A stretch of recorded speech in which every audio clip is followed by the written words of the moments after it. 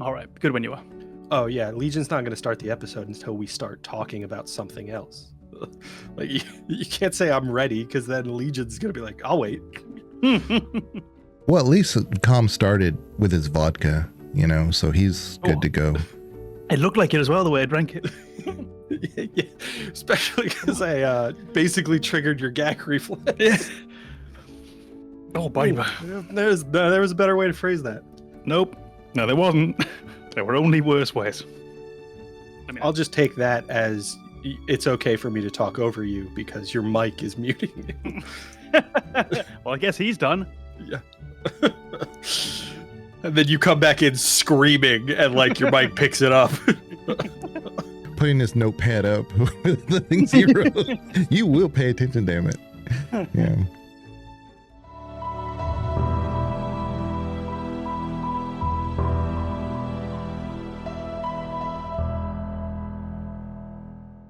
Before we begin, the Gamer's Advocate would like to remind you that any episode could contain game spoilers, so watch or listen with discretion. And now your hosts, AMKomnenos, Banana, and Legion. Enjoy the show. Well, welcome on into another episode of the Gamer's Advocate, where we discuss anything and everything related to gaming if we can think about it. But we're joined today with, if we can remember. Some of us don't have the best of memories, but yeah. You get 1,000 gamers in a room, you might get 1,000 different opinions. And as Banana has said before, that room is probably funky smelling. So I feel like that's not the way we want to go, given that our audience is the gaming community.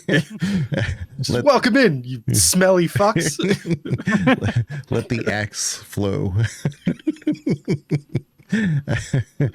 Well, anyway, we have a lot to discuss today. We're going to be going over some of the Game of the Year stuff. It's not specifically like what we think should be the Game of the Year. And we can actually go over that maybe, but there's some subjects in that in the whole Game of the Year stuff, like indie titles, this and that we can kind of like address. So.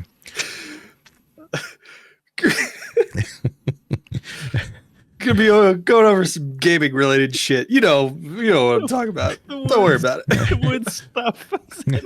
We're gonna be going over some gaming stuff. Yeah. Well, games. Trust me, we know what we're talking about. Let's dig into that stuff. We're gonna be almost at episode 50 before you know it, and I'm just gonna be like, hey, just watch it. Just don't worry about it. Welcome back. Well, that's the intro from now on. Just us sighing. Yeah, Banana, you were gonna say something about some. Yeah, what the fuck were we talking about? Well, coincidentally, Banana, you have a game for us, don't you? I do. So, it's gonna be a fun little game that I definitely didn't steal from other content creators. And the idea is I provide you, or one of us will provide a terrible description of a video game, and the others have to try to guess what the video game I or the other person is referring to. So as our first effort in that, I've prepared a little terrible description, or what I think is a terrible description of a video game. So is it Final Fantasy VII? It is not. Okay. Damn it. I'm out of clues. I'd appreciate it if you let me provide you with a description before you started guessing, but we didn't really establish any rules, so I guess you're fine.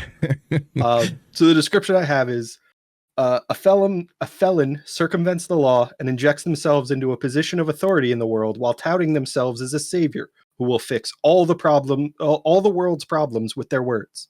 They have the best words. No one has words like them, and they'll bring in all the best people. Things are going to get better for everyone. Trust me. Oh, is it? No, I can't remember if they are. Is it Dragon Age? It's not. Ah. I think of goofy things like This probably is goofy. Command and Conquer. I mean, it's not bad. It is a game I'm certain you've both played, though. I made sure to pick one that I've played like 12, so this narrows it down. Final Fantasy Tactics. Nope. You don't collect teammates, do you, in Skyrim? So that you start as a felon, but you don't collect teammates or people. I mean, it's you collect companions. Well, the bodyguards basically. Is it Skyrim? It is Skyrim. I actually thought with their words, they have the best words. No one has words like them. Would have given it away. Oh, that's really good. Yeah, the shouts. The Fusroda, yes. Yeah. But I was thinking, like, the main story arc of Skyrim, you get involved with the Blades, who are not the best people. Right. But that kind of fits the reference I was going with, is I'm going to bring in the best people.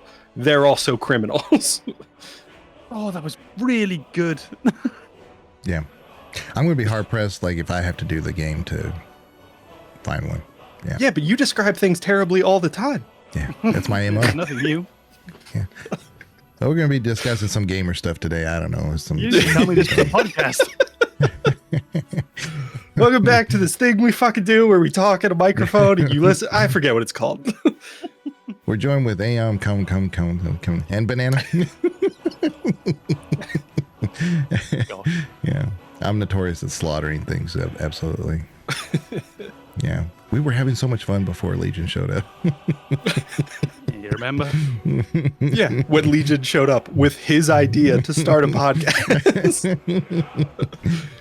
That's really funny, the history, the lore of the Gamers Advocate, because I had approached both of you guys for a while, and Com was in the United States and he just was not available.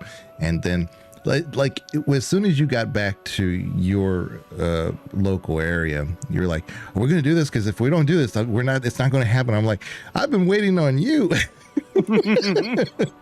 I just love the idea that Legion doesn't actually know where you are. Nope, that really hurt. We're Americans. He's in one of those other countries that no one cares about. Where they do stuff. And yeah.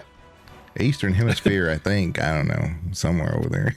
Today, with the Gamers Awards coming up very soon, a lot of the nominations came out, which I don't really keep up with that. I know the games that I like, and I do keep up with games. I just don't keep up necessarily with the awards. I do believe that awards are relevant. Don't get that mixed up.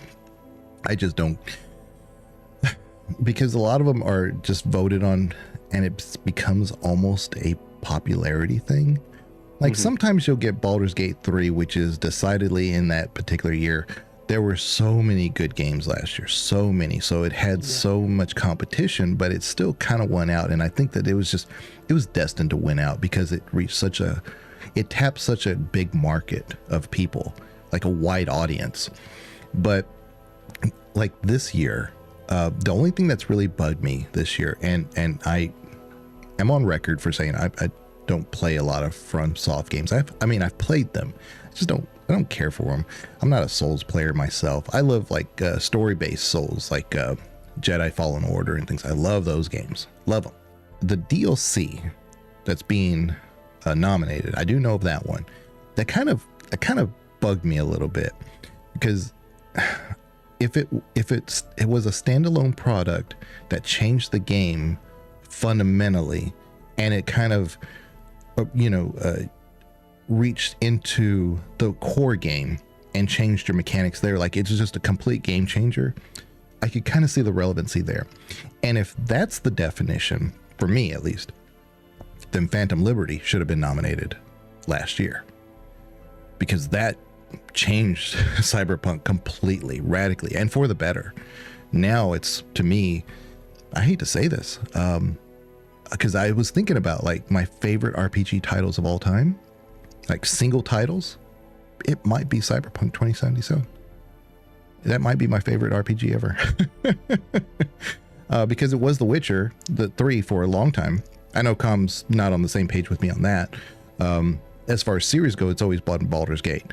But as a single game, it might be Cyberpunk, and then Baldur's Gate 3 is maybe 2 or 3. I don't know. I don't have the ranking in my head the way like that, but I think Cyberpunk 2077 might now be my favorite game of all time. So that being said, that's what I'm saying. If any DLC could have won, it should have been when Phantom Liberty came out.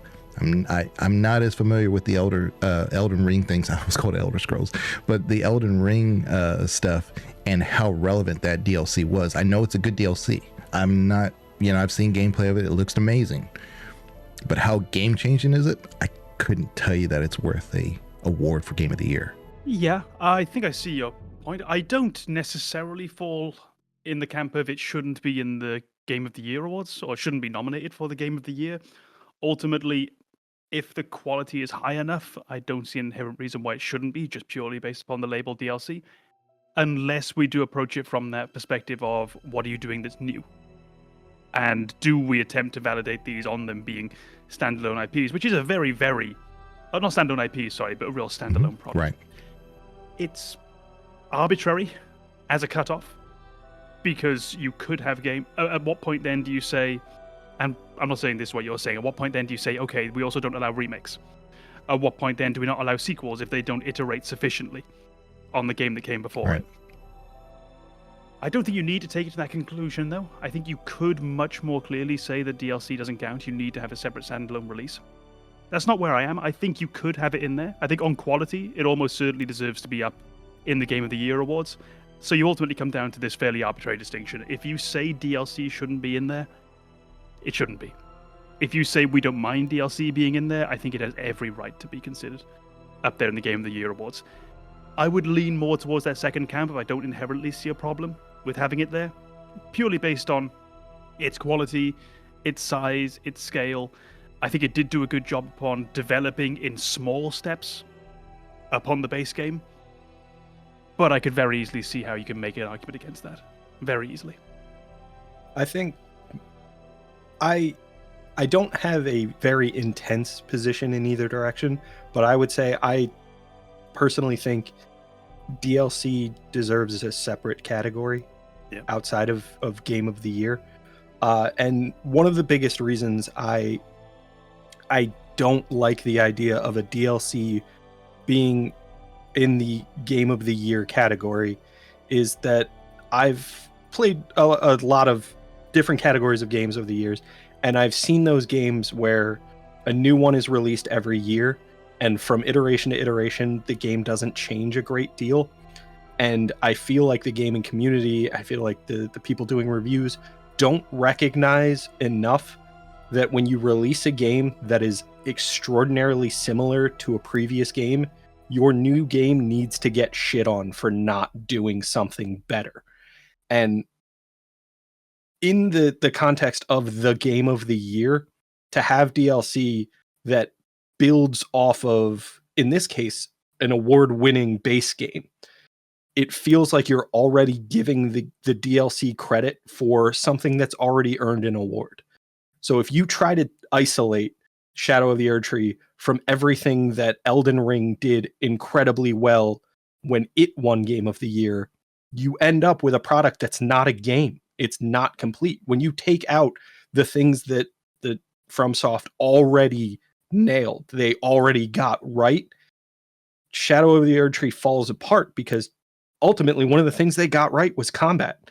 And Shadow of the Erdtree expands on that combat, but it doesn't do enough to establish itself as an independent product from the base game.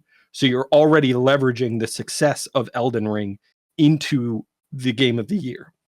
Right. So I would argue it definitely is deserving of an award. I don't think the award that it deserves is Game of the Year.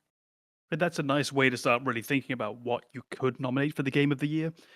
So you have games that from generation to generation don't really change that much. And let's think of Dark Souls 1 through Dark Souls 3. It really evolves on what was laid down before, definitely.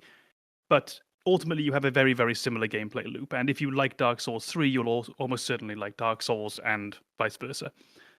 But even though they share this common ground, they develop on each other then in different ways. They develop on each other in the refinement of their systems. They develop on each other in the way that you can use the classes more thoroughly. I think you can in Dark Souls 3, in my opinion. There's more viability to more classes. They develop in world building. They develop in their lore. They develop in their level design. So I guess that really, for a DLC, to really feel viable for Game of the Year, you have to find what does it do that was inherently different from what came before, or what did they do that's inherently a step up on what came before. Like I say, for me, I'm not going to draw the line there, but I think that would be a perfectly reasonable place to draw it. And I just wanted to clarify. I recognize this is a very weak argument in the sense that I don't have a measure of where that line exists, because, you know, like you said, from Dark Souls 1 to Dark Souls 2 to Dark Souls 3, they're building off of an effective system that they've already established. And I can't say that that's really different from Dark Souls 2 being a Dark Souls 1 DLC. But at the same time, if you look at games like FIFA and Madden and COD, when it's just slap a few new maps in, add a new player, update rosters, whatever it is that they did from year to year, when there's not enough of a difference from one game to the next, it's not a new game. It's just a patch, basically. And that's why it's a weak argument, is I don't know where to draw the line. I don't know what separates one game from another, what separates DLC from a sequel. And I'm willing to concede that it's not a fully fleshed out argument. It's not good enough for everyone to agree with me, or even to not have a very, very good argument against what I'm saying. It's just, for me, I need there to be that encouragement for developers to take new risks, to innovate. And if we continue to reward repetition, I don't see that happening. I think this is then an inherently interesting point, is what is the purpose of Game Awards? Because if it's just for the purpose of self-congratulating and masturbating each other, then really none of this matters. And we might as well have DLC in the main awards. We might as well allow for our Roller Coaster Tycoon expansion pack to be up for Game of the Year, because why not? But if we do see that maybe there should be a more high-minded purpose or something like this, in that we look to reward innovation and we look to recognize people who might not otherwise be recognized, then I think you actually end up with a much stronger argument than you give yourself credit for why something like DLC shouldn't be in the Game of the Year category. I think my biggest issue with I'm not picking on Elden Ring Shadow of Erdtree at all. Like, I think it's a great DLC. I can recognize quality when I see it, right? I know it's good. But I think it's taken a spot that really should be given to an actual game. You know, Space Marine 2 could have been nominated. Helldivers 2 could have been nominated. Stellar Blade could have been nominated. Tekken 8, I think. Silent Hill 2 could have been nominated. Which I'm okay with. That's a different discussion. Like, these remakes, like, should they? I get it, but that's another. I feel like that's a very, very linked discussion. Yeah, I was going to say that I think it's got a fundamental difference in that I think we feel them differently. And it goes way back to one of our earlier podcasts, where do you draw that line between remake, remaster, reboot? Right. And like Banana has said, that doing something new allows you to fit into that category that we might allow to be in the Game of the Year, in the same way that Final Fantasy VII Rebirth is in the Game of the Year. And I'm not coming from like an old head perspective. I'm just saying from like new and innovative. Like, is this worth a Game of the Year? Like, Astrobot looks amazing. It looks great. It's a platformer. I'm very when I was very young, I played a lot of platformers. I haven't played some in a long time, but I don't think that was the best platformer this year. I think Animal Well was a better platformer, and that's more of the kind of like pixelated type style, but it's just a wonderfully beautiful game, and it does a lot of really neat things. But that's what I'm saying. I do think Astrobot was a great game, but I don't even think it was the best platformer. So that goes down this whole like preference tree. But like I said, I just think that the Shadow of Erdtree has taken up those spots that could have potentially put those ideas against each other. Now we don't get to. So, yeah, and well, I think that's interesting. And I think the least interesting thing that we could possibly do now is to discuss what our preferences are. Which game you think should have been there, which game I think should have been there, because it's the most inherently boring thing that I can imagine. So I think we did the right thing to avoid it from that perspective.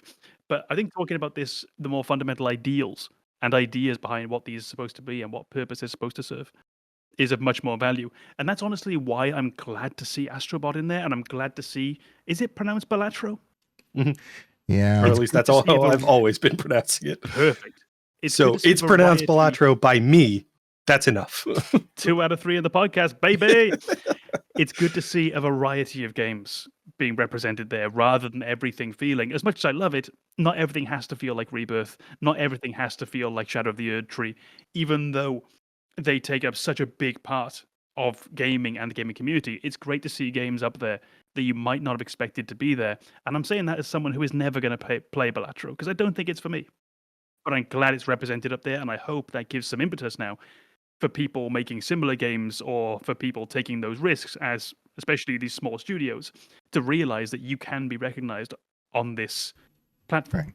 I think if you have the 5 best games of the year and they're all MMOs, they should be nominated as the 5 best game of the year. Just because they're the same category shouldn't diminish that. So I don't think Balatro should be forced in just because it's a different type of game. And I know what you're saying. No. I know where you're going. I'm just kind of like shifting that idea a little bit, because I don't even think it was like, if that's the case, then the Witcher card game is a phenomenal game. I might even argue it's probably far better than Witcher 1 or 2. And Inscription, which I'm not going to give any spoilers for that. If you think the innovative card games are your thing, go play Inscription. You'll be wowed by that. So, and those didn't win Game of the Year. So I guess my point here is that Balatro really shouldn't be in there either. I guess is what I'm saying. I kind of feel that way because I don't think it met that criteria. So. But is this the matter of taste coming up again? No, because I think, like I said, I think they kind of forced it in. I don't think it really had all those things that were like you were describing that checked all those boxes of like, are they doing something innovative? Are they doing, it is interesting. It is an interesting game. Are they doing something that's so phenomenal that I'm going to think that when I think of games that year, this was the best? That didn't even come close. I'm curious if we go back 5 years, what was nominated for Game of the Year? 5 years. So 2019, I'm just opening it up. I'm just curious. Pre-COVID. I think, there's some odd choices there. So if I can quickly read you 2019. Sure. The winner, I think, makes sense. Sekiro Shadows Die Twice. I can see that. And that was a really big step, I think, going from Dark Souls 3 onwards. It was a real jump. They actually evolved. Control is a good game. I don't get that. The people that love it, love it. People that don't love it, don't love it. So, yeah. But I don't hate it. I think there's just nothing to love. Death Stranding, which I think is a fantastic choice, just because it was different again. Outer Worlds. Oh, I thought that said Outer Wilds. Outer Worlds, that's a very bizarre choice. Resident Evil 2 Remake and Super Smash Bros. Ultimate. So, I think out of that, you've got 3 that to this day you would think of as maybe having been put up for Game of the Year. But honestly, I could forget the Control had been put up for it. I could forget that Outer Worlds, again, not Outer Wilds, Outer Worlds had been put up for it. Yeah, I'm just trying to imagine about Smash Ultimate. This isn't even a thing that people do anymore because everything's digital download. But if you imagine going to a game store and you see Control with Game of the Year on the top of the box, and then you get home and you start playing it and you're just like, I don't get it. Yeah. I feel like that is something you need to take into consideration when these nominations come out. Like, if this wins Game of the Year, how many people are just going to be like, what? Yeah. I'm not hating it. It's not bad. And maybe that's where you're going to end up with parts of this list. Although I've got to say, looking at the list, I think it's a pretty incredible list this year. I think the standard across the 6 games seems to be very high. Last year's list was amazing, but yeah. Yeah, last year was an exceptional year for video gaming. Just going to stress this then, despite what people have said to me, maybe we are in a good time for gaming. That's what I'm saying. And so when I've heard, when I've heard like, it's like, I'm just not interested in, and everybody, again, have a strong opinion. I'm not against that, but like, it kind of baffles me when some people come from the approach of like, I'm not interested in gaming. That and these are gamers saying this is not just like you know whoever. But like I'm tired of devs nowadays. They just don't put out anything polished. It's all just a racket. And so, yeah, they're trying to make money. I get that, but we're in a golden age of titles at the moment. we're doing the thing that I just said would be inherently uninteresting, and the worst part is I'm going to carry on. I think the interesting thing with gaming is I don't know if we've ever left the golden age. Honestly, almost every year there's just a whole bunch of really, really great stuff out there. I've just looked at that 2023 list. It's ridiculous. Pretty much everything through there is amazing. Can I pull it into the general concept again of the Game Awards, though? Yeah, but I was going to say one thing on top of what you were saying for back then. Sometimes it is perspective, because Dragon Age Inquisition won, but then the following year, The Witcher 3 came out. And I think it redefined our what's a good RPG game of the year type thing. Because I would have never said Dragon Age Inquisition won Game of the Year, but it did. But yeah, sorry. Yeah. No, that actually, it surprised me when you just said that. I didn't realize it did. Mm-hmm. Yeah, me neither. Just sip your vodka, and let's move on. This is the content everybody came for. Calm Daddy vomiting up his insides. My question was going to be about something that I've heard us discussing in private, and it's how release dates and timing affect your game and your prospects for something like Game of the Year. Do games that come out right towards the tail end of the year, so I'm thinking of October releases, November releases, do they suffer? Now, we see an exception because Metaphor Refantasio came out in October. But is that just the exception that proves the rule? Is that the one game that was so damn good that it was just undeniable that it needed to end up there, despite the fact that if a game came out earlier in the year, it's had more time to gain traction, more time to even get those lenses on your mind, the sort of rose-colored lenses where you played it 8 months ago and you forgot that annoying bit and you remember all the great stuff. So do we think that these games have a problem? If they come out later in the year, are they less inclined to get the just rewards? I'll let Banana kind of take the majority of that one, because I think he's got a well-constructed thought on that. But my only thing on that has always been, since we know when the Game Awards are, there should be a cutoff of the end of September, which is the third quarter. And last year, I think the Alan Wake 2 came days before the nominations. I'm like, how on earth? People haven't even played this game, much less been able to say, oh yeah, this is my game of the year. That was incredibly suspicious to me. I didn't like it. I said, no, it might be the best game I've ever played, but don't give it a nomination literally 2 or 3 days before, or have the game released 2 or 3 days before, and then it gets nominated for Game of the Year. It's not something, I don't like that.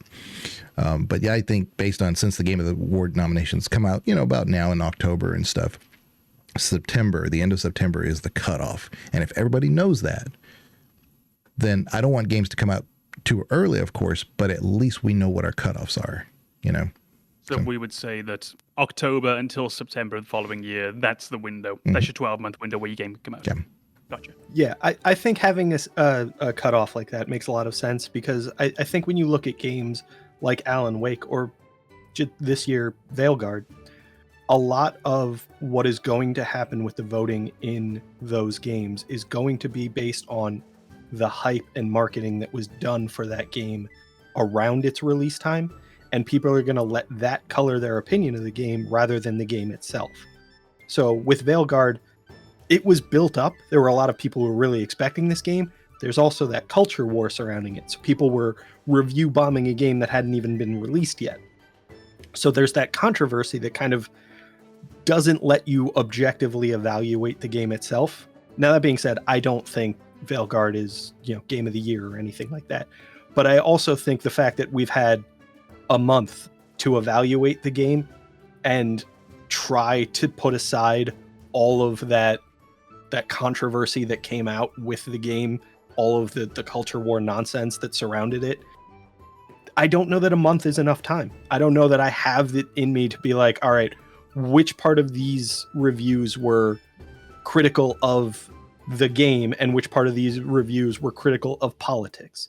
And I feel like in order to give each game a fair chance, you need to, first of all, give your players a chance to play the game.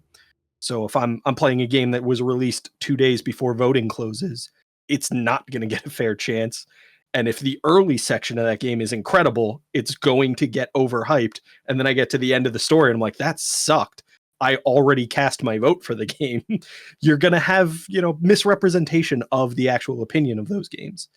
But at the same time, whenever you have a cutoff, you're going to have games released close to that cutoff and you're going to run into the same issue. So I don't know that a window really fixes that issue, but it does give people a bit more time to formulate more meaningful opinions of the game. So I definitely like the idea of October to September is your window, and then you have a month through November to evaluate the game, or a month through October, and then the awards start in November. You have a month to evaluate the game, you have a month to invest playtime and get through to experience the full game, and also try to formulate an opinion that is your own and not colored by reviews or marketing or the hype surrounding a game. And then you get more meaningful results from the awards. Yeah. Because I think the monetary gain by saying we were nominated for Game of the Year is enough during the holiday season. Like right now, we're recording this around Thanksgiving in the United States. And so it's a big commercial time. And so just being able to say that is enough to say, well, we know the game is good enough to be at least nominated. And then when you get into the actual holidays, if we know that this won Game of the Year for this reason or that category, now you have that going into December. So I think it's just perfect to do it at that point with that cutoff, because what they're trying to gain isn't really, they're just trying to, if you want to look at it from the financial standpoint, they just want to be able to label them as this is good enough that a big consensus out there thinks that it should have at least been nominated for this type of award. So yeah, but I think we find ourselves in the situation there as well, which is something we discussed with Banana before, about the idea of just don't let the perfect be the enemy of the good. This won't solve everything. You will still end up with 1 month is not a massive amount of time to really process something. If a game, Veilguard is a perfect choice. It is not going in my list, nowhere near to be in the top games of the year. However, I still think that the online discourse around it is still so weirdly, and I'm going to use that word, weirdly polarized and utterly bizarrely hostile that I don't know anyone with any access to the internet is able to give it a truly just and fair impression. I think in my mind it's a sort of 6 out of 7 game, but then there's a part of me which wants to push back against the bollocks online and says now it's a 7 or 8, because there's a bit of me that has that sort of childish impetus of stop bitching about everything, it's better than that. And I find myself altering my impression of the game based upon the online discourse around it. So I'm not sure a month is enough, but at what point do you make the cutoff? Because all of a sudden, if we say it's August is a cutoff, well, now 4 months of the year aren't included in the Game of the Year awards. Yeah. As a Dragon Age fan, I really like it. I don't think it's Game of the Year, but I also don't think that this year is a good year for RPGs in general. I don't think Dragon's Dogma 2 is better than Veilguard. Not even close. I'll have people will fight me on that Rebirth one. Yet. Yeah, I know. But people will fight me on the Dragon's Dogma. I was like, okay, so the story is convoluted. The missions are very repetitive. You want to talk about repetitive? That's the nature of those. The world design, there's nothing there to write home about. It is not for all intents and purposes, it's not a really great game, but it is fun. But I wouldn't say that it's better than Veilguard for sure. I mean, we're talking about two different things. To me, they were both RPGs, but it's kind of like apples and oranges in that spectrum. But if you're going to nominate Dragon's Dogma 2, I would say, well, then yes, Veilguard should be nominated. Just when we go down the preference tree. But I'm going, like I said, objectively, like looking at Dragon's Dogma 2. I'm not looking at it through rose-colored glass of like, oh, they do this with the. I don't like the pawn system. I think that's lazy way of developing some stuff. Because then you have like these characters that are brought in from other that other players have created. They kind of give you a rough idea of the world. They kind of help you, but they're not really companions. They don't really have a story. It's just the weakest way to integrate a companion. Just give me a fleshed out companion like Lydia or something, and then we can talk, you know? But now I think it's kind of a weaker year for RPGs in general, not, specifically. But no, I wouldn't call Veilguard a Game of the Year. Is there anything that you feel doesn't get recognized in the Game of the Year that should be? Because there's a whole mountain of categories that we have in there, but I think generally they're pretty straightforward. You mostly have best fighting game, best sports game, best strategy game, etc., etc., and then you have the very big broad categories of best music, best sound, best performances, best game. is there anything that you think should be? I know one that I thought for a long time, and I was going to say it, but apparently it is I was going to talk about accessibility. I would love to see accessibility recognized. Apparently that is a category. I had no idea.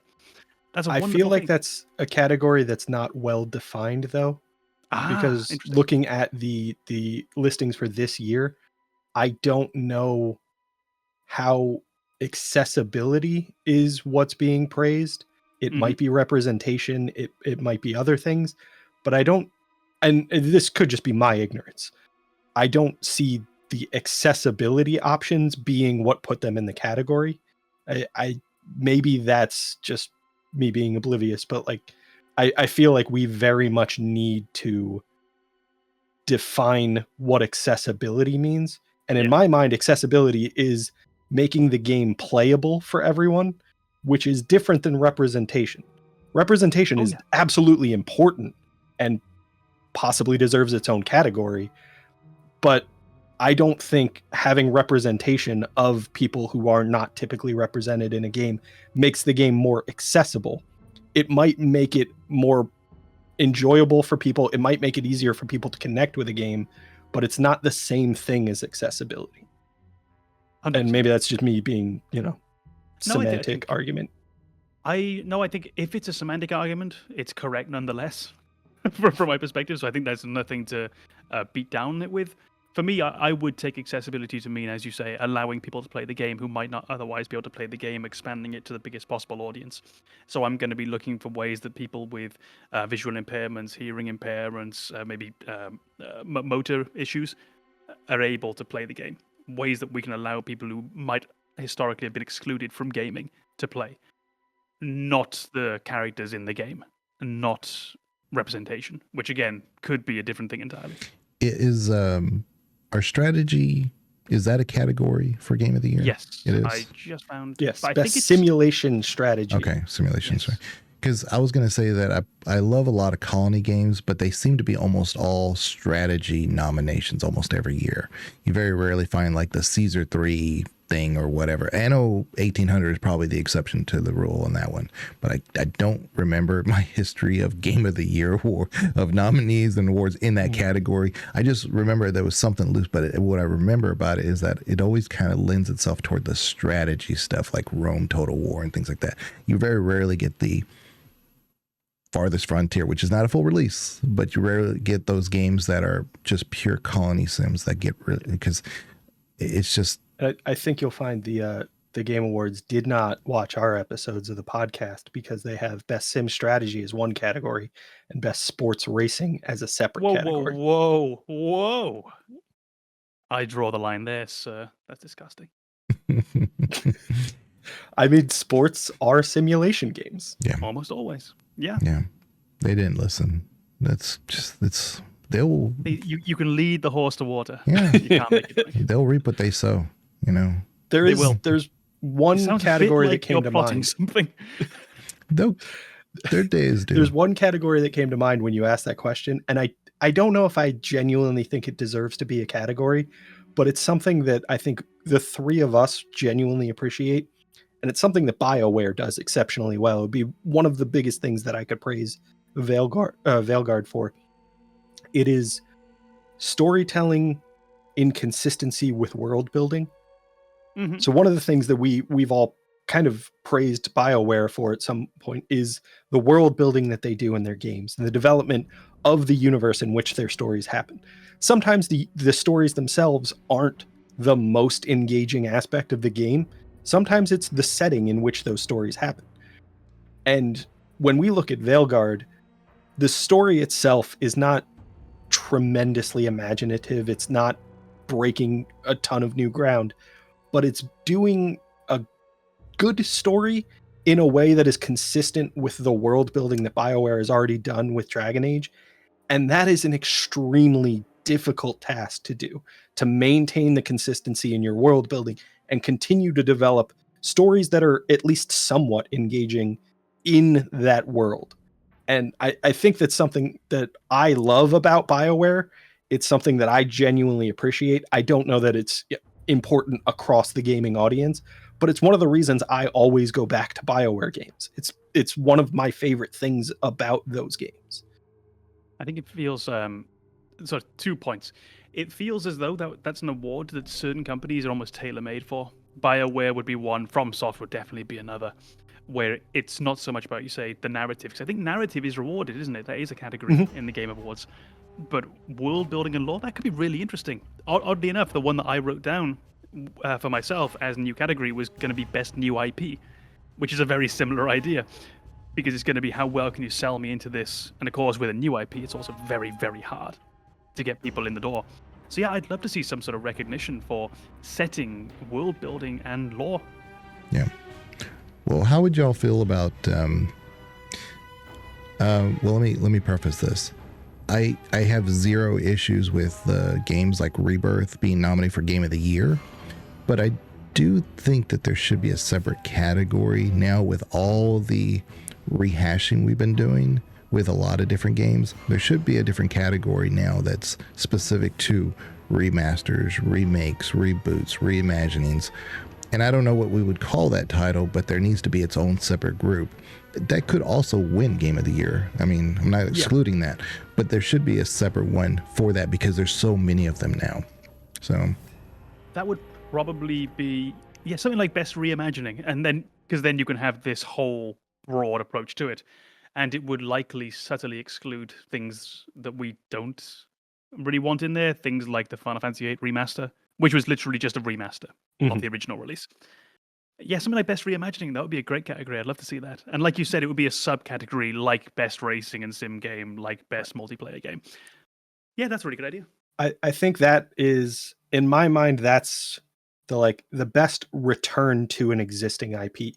Might be a better way to describe it. And that's where DLC falls for me, is to say that when you are building off an existing IP and you're using that as the foundation that you build your game from, you're almost separating yourself from developers who have to build a brand new game from the ground up. And there's nothing wrong with it. I'm just saying, when you look at, Silent Hill 2, you're utilizing a lot of what has already been done well to build a new game. And Silent Hill 2 is a good game.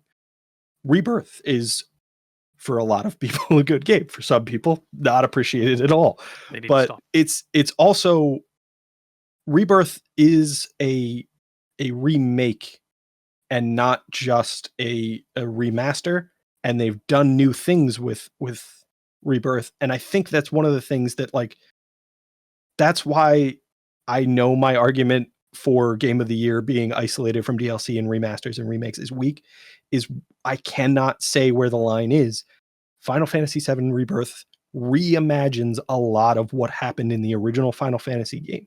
It feels independent. It utilizes characters. It utilizes some elements of the story, and it's brand new gameplay mechanics, and there are brand new story elements. So it feels separate enough. But when you have a game when you have things like DLC, they're not utilizing a ton of new gameplay mechanics. They're there, but they're utilizing the existing gameplay mechanics from an already established game. It feels like these need to be kind of evaluated with the knowledge that they're building off of something that already worked.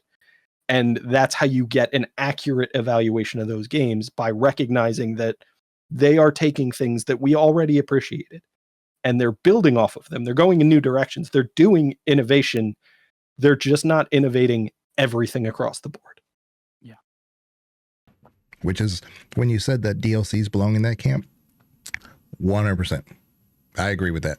That's where all those things could go. The only danger with all that, of course, is that what if Rebirth wins Game of the Year, but it doesn't even win its own category of the reimagining?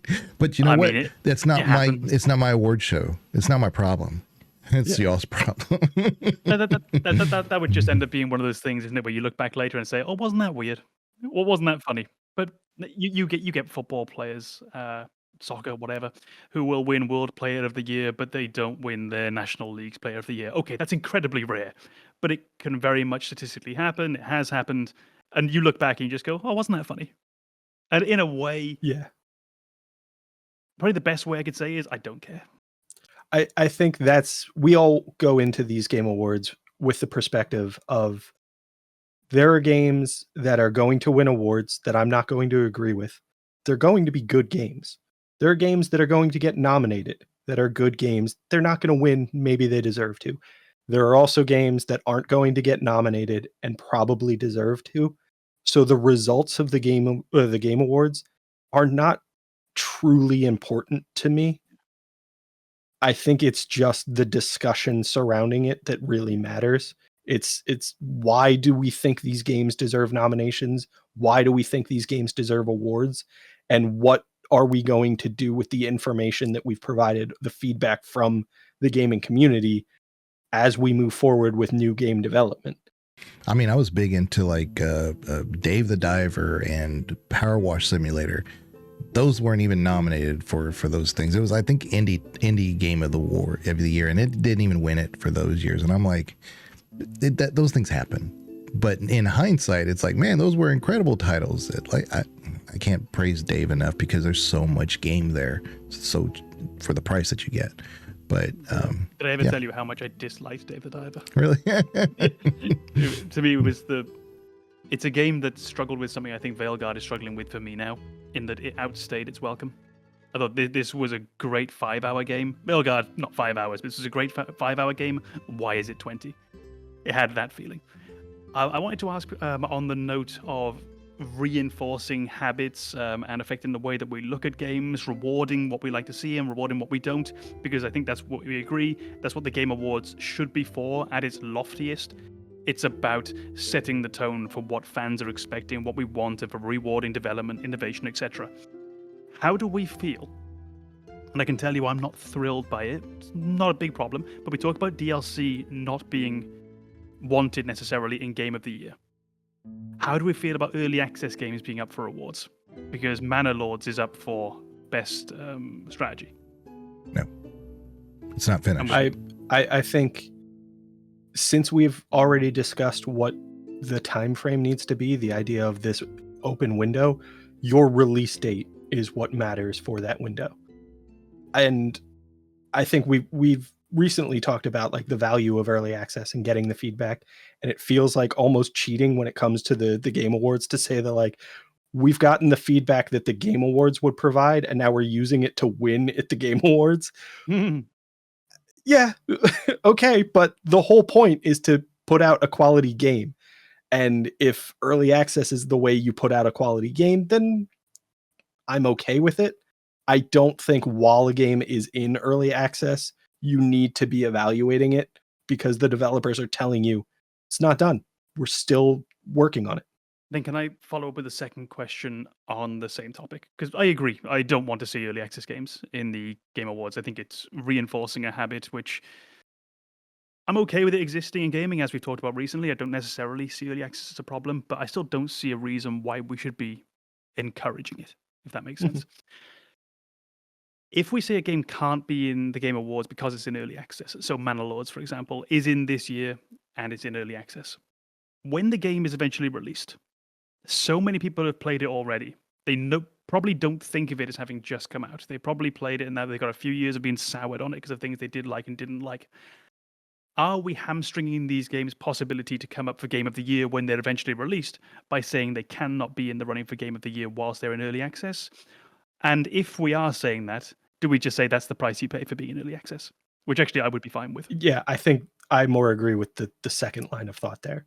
I think when you're evaluating a game that's been in early access for years and it's up for a nomination for like Game of the Year, you're probably going to think like, I started playing that 3 years ago. How is it Game of the Year? It doesn't deserve to be Game of the Year. And I think that's probably fair. But I think the idea is that you've leveraged the early access to put together a better game, and you'll see the payoff in the game you release rather than the awards it receives. Gotcha. And I think you'll establish that foundation of quality with your player base that you can then use in future games. You don't need the added leverage to say, we won Game of the Year. You've already proven to players that you're capable of putting out quality and you're capable of listening to feedback.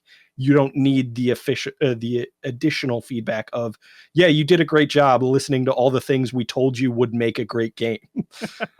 So I think we're in general agreement across the board then that it's the price you pay. That's the way it goes. And just before Legion jumps in, I was just going to say, you still have the chance. Baldur's Gate still won last year, so you still have the chance, but you really have to shine to allow yourself to. Sorry, Legion. I don't think that's going to encourage or discourage necessarily early access, but what I don't want to see, because factually speaking, early access could stop development entirely. Now you'd never have a release, and it won Game of the Year somehow. Or you could change direction of the game. Like Star Wars Outlaw fundamentally changed the way you play that game, and for a lot of people, it's much for the better. So, like a lot of people just hated the stealth mechanic. Now it's a stealth mechanic, but it's not forced upon you. And so, if they had done that first, and now the game is fundamentally different. It's a very different game now. So, in early access, what if that was an early access game and that's how they presented it, and now it's not that type of game anymore? And then thirdly, if the game comes, is in early access, wins an award, they have no impetus to finish it now, right? They have no real need to hey, look, we did pretty good. We got our money, and that was the point of our early access. Now, where's the stress? There's no real stress for them to actually try to make the game even better or actually be even completed. So you have those multiple factors. So that's why you should not see early access, and for me, in any kind of award like that, because it's just not a complete example. If you ever work for a company that has employees and a training system, you're not going to ever do a review on an employee before they get out of training. You may give them the review 3 months after, 6 months after that or something, just to kind of see if you're ready for the, whatever, but you're not going to do that while they're in training. And so it's the same thing. It's unfair to give it any kind of stamp of any kind of, especially when there's other titles that have actually put the work in to say, this is our finished title. It may suck, but we finished it. I think you could say the Game Awards, almost from a self-preservation perspective, shouldn't be having those games in the running for these best of categories, because I'm not saying that they're esteemed awards, because they're not. If you've ever watched it, it's one of the most socially awkward things I've ever seen in my life. It's incredible. But these awards, if you give an award, you've given it. It's gone, it's been handed out, and theoretically you can receive things later, but we don't always take that entirely seriously. When award's been handed out, it's been handed out. And like Legion said, if that goes on to a game that now gets cancelled, if that goes on to a game that doesn't get finished, if that goes on to a game that gets released prematurely and actually isn't as good as we expected it to be, it's a blemish on the reputation of the award ceremony itself and upon the value of that award in the future, because you can now say, oh, isn't that the award that X won? You won that? Great. It's devaluing in and of itself. I think there's also an element that Legion definitely highlighted, which is in a game in early access is very much in a state of flux. It is looking to change things to be the better version of the game. And if you reward the game as it is, then look at the game as it is at release, it's not the same game. It might be very different. And that you'll find yourself in that situation where, Jethro Tull won Best Metal Album of the Year. And you're just like, do we know what these words mean?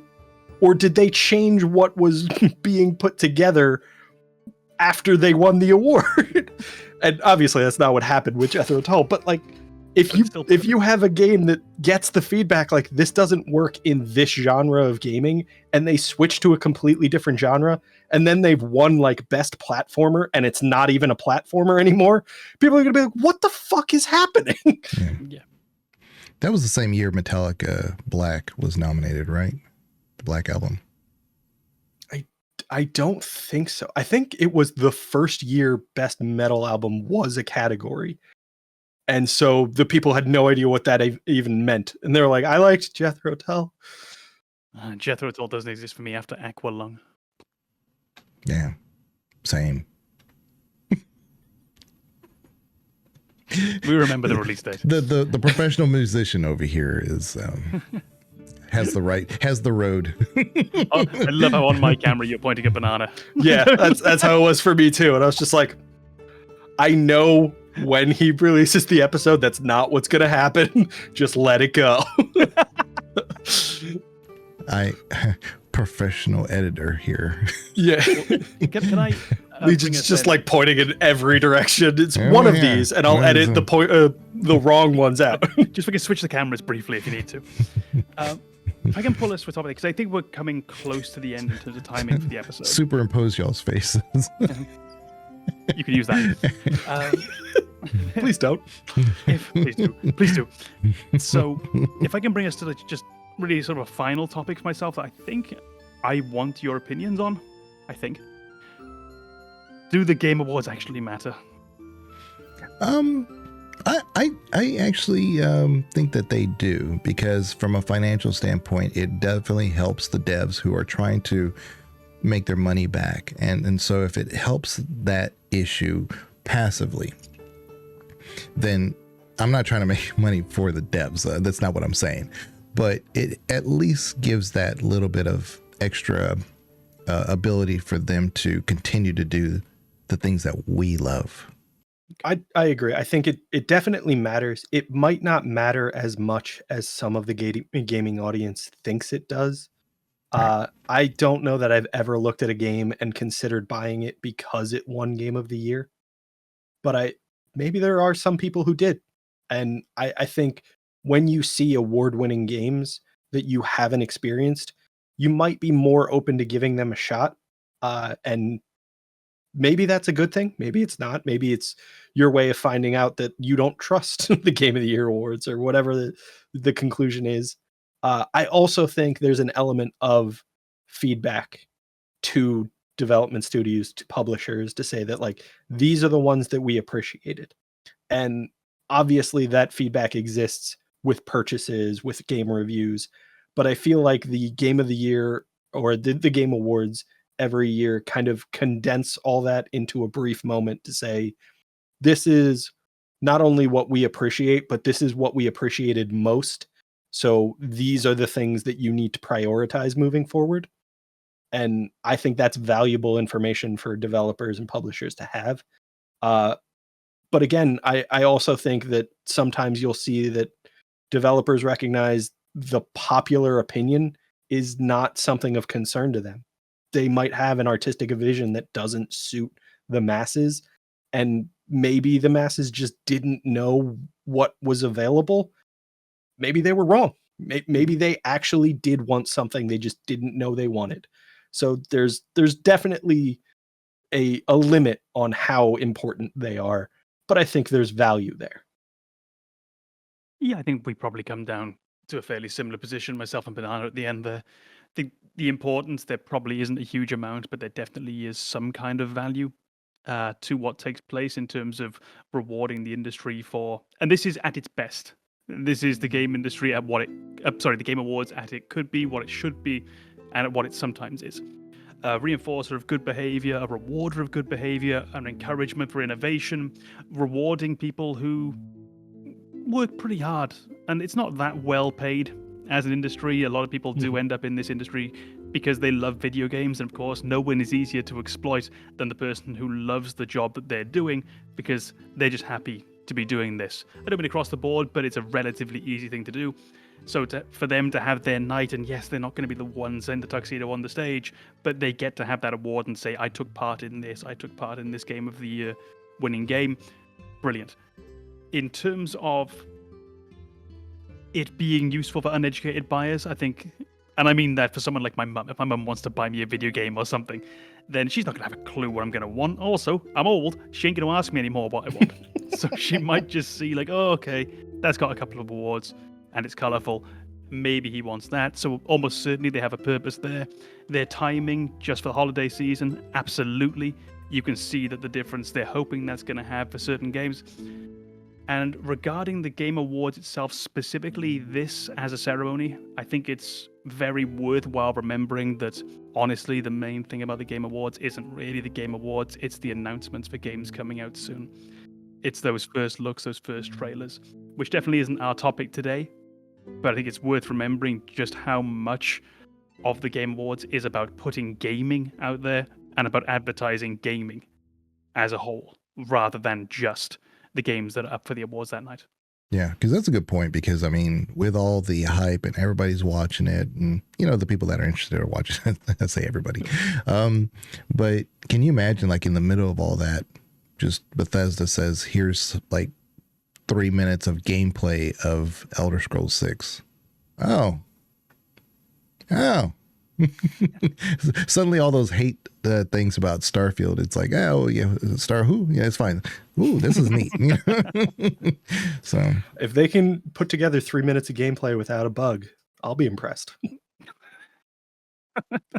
But I think Com also touched on something else with like the marketing that the Game Awards accomplish, and that idea of having all of these categories in which, you know, you isolate a genre of game or a specific aspect of gaming that some gamers might appreciate, also adds to that kind of gifting option. So like, if I told my mom I was into RPGs, I don't have the time to explain what the fuck RPG means, because I don't even know. Nobody knows. Right. It's a term that doesn't have a defined limit on what it actually means. But if I tell her to just look at the games that were in the best RPG category, that narrows it down. It gives her the information she was actually looking for without me having to educate her on what RPG means to me. And like, nobody has that time. Nobody wants to talk to me for that long.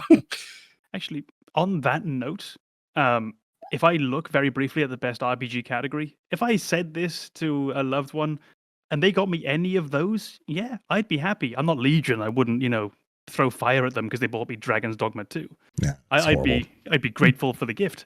I mean, you're suggesting that Legion has loved ones. That was so aggressive and unnecessary. I'm sorry. That was too far. I love others. They just don't love me back. Well, now he's just getting sad. Well, yeah, now you leaned into it and I feel worse. I'm over here just loving the moment. Yeah, Great I love minds you, going Legion. back and forth.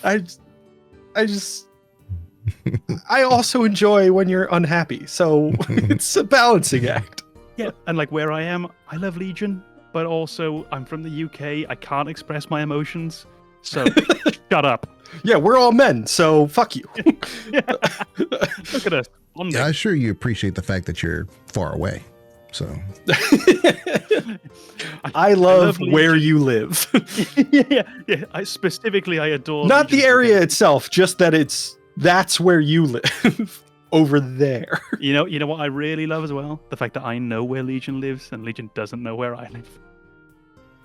Oh yeah, you live in one of those countries that nobody's ever heard of. Yeah. Yeah. Over there in Old Town. You're one of them Euro towns. Yeah. The country of Europe. with them Euro dollars. Oh, shut up. But I think we have found, haven't we, that there is, if I can drag this away from our depressing, soul-crushing... the bitter arguments that we're having right now. Simultaneous soliloquies. I think we've seen that there is definitely value to the Game Awards. It's not as lofty as sometimes we might feel that it could be when we read about it on forums. Forums? Wow, that's aged myself. When we read about it on Reddit, there we go. But there is an inherent value to them. Mm-hmm. And at their best, I think they do serve a good purpose for gaming. And they certainly can. And I'd love to see them go on and be better, because I think they can genuinely be good for gaming. Yeah. If you're going to have Game Awards, do it well. Games Advocate advice. When is the Game Awards going to be? What's the date of that? Do you know? Oh, soon. You'll have that Excellent. access. I think it was December question 12th. that none of us were prepared to answer. Yeah, December 12th. I'll be able to remember that because I'm not good with like people. How long have you been here? I'm like, I'm not the one. Roughly forever. I don't remember. I just keep coming until they tell me don't come anymore. And then I'll have to edit that part. Take that out of context. Yeah. I just keep coming. You can't stop me. Oh, banana. that is the title of the episode, the Game Awards. I just keep coming. And they don't stop coming. I'm coming right now. We can use all of these. Soundboard. Oh, Dave recorded me when I was playing. I was streaming the other day, and I was talking about the nuts on the that we could collect on the map. I'm like, look at all these nuts over here, man. I don't know. I wish we could like harvest our own nuts or something like that. he was like, what did he say? Disgusting. Yeah. Oh, look at this nut. It has a hard shell. Don't worry. I'll bust that nut. Pin numbers, by the way, the easiest thing if it's like a pin number like that on a keypad, make it a word as though you're typing it on an old mobile telephone. So you know where you had like ABC was on 2, DEF was on 3. Just come up with a word that fits. So my key code I normally do for doors is 2868, which is CUNT. It's just an easy way to like have it stick in your head. Obviously now you can get into every. Oh, this is definitely going in the episode. Yeah, this is going in the life hack section. Everybody's just going to be trying 2868 everywhere in Europe. Everywhere in Europe. Yeah, the country of Europe. That's our age. Like, we get that reference. There's a lot of people who won't get that reference. What are you talking about? The letters and numbers of your keypad. Motherfuckers over here doing Morse code. What the fuck is a flip phone? Oh, I saw a flip phone for sale recently. One of the ones where it's like dumb smart. So it's got access to various applications, but you can't look at them all the time. That's the episode of the name of the episode. The like one where it's dumb smart. Yeah. Back in the day when we texted, you had to want to text somebody. Yeah. Oh, but I could type like a motherfucker on those though. Yeah. Like just the skill. Whoa. I feel like that in the moment it was that new technology and we were all like, this is awesome. So we all leaned into it really aggressively and we all got very good at a skill that is never going to be useful again. Except in the country of Europe. Yeah. Secret doors. Well, I just imagine everybody who's like now going to an ATM or like a bank and they're just like, cunt.